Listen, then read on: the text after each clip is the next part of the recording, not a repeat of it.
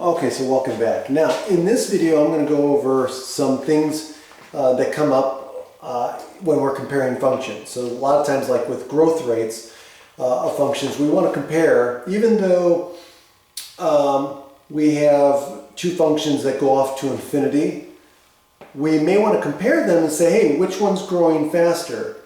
Or are they growing at the same rate? So one of the things we can do is we can take the ratio of the two functions and take that limit as x goes off to infinity. And we can compare the results, and the results of the limit will tell us, hey, which one's growing faster, or which one's growing slower, or which one, or if they're growing at the same rate. So let's do an example and I'll explain.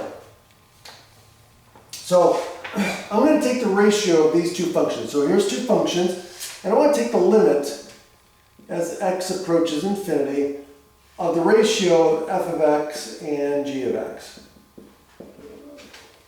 Okay, so f of x is x squared, and g of x is e to the x. And we want to know, hey, which one grows faster? Or maybe they're growing at the same rate.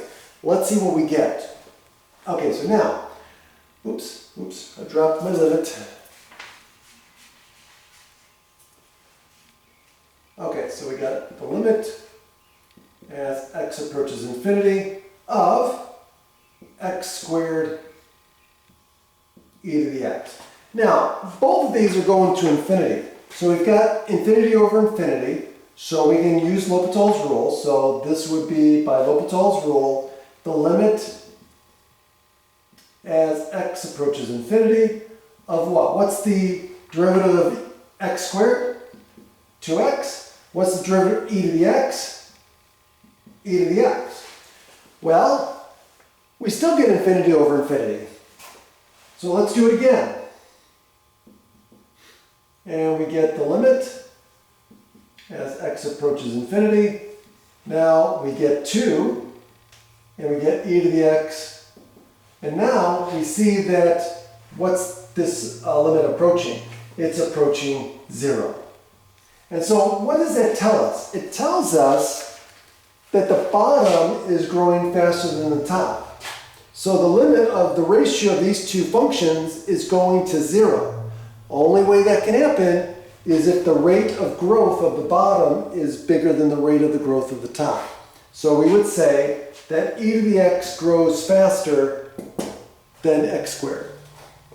Okay, now what about these two? Now some of these you may already realize by the behavior of the graph, which is going to grow faster. Like for example, natural log of x versus x squared. X squared is an exponential. This is logarithmic. This is going to grow faster. Okay, but let's verify that.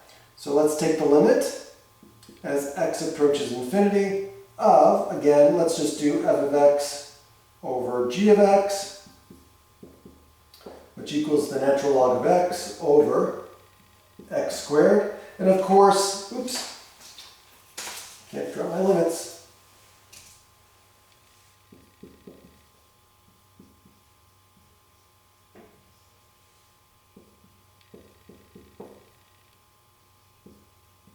Okay, so now they both go to infinity over infinity, so now we can use L'Hopital's rule. It's an indeterminate form we can use. And so we're going to take the limit as x approaches infinity of the derivative of the top divided by the derivative of the bottom. So we're going to get 1 over x divided by 2x, which, by the way, is going to equal the limit as x approaches infinity of what? Well, if we multiply by the reciprocal, what are we going to get? We're going to get 1 over 2x squared. And of course, this is going to 0, which tells us, just as we thought, x squared is going to grow faster than the natural log of x. Okay?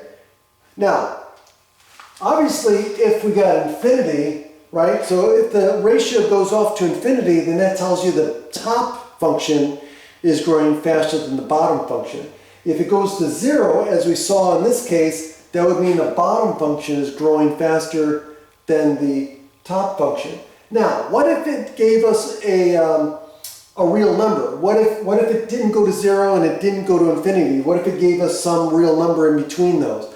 Then that would tell us that the rates of growth for both functions are the same. We would consider them to be growing at the same rate.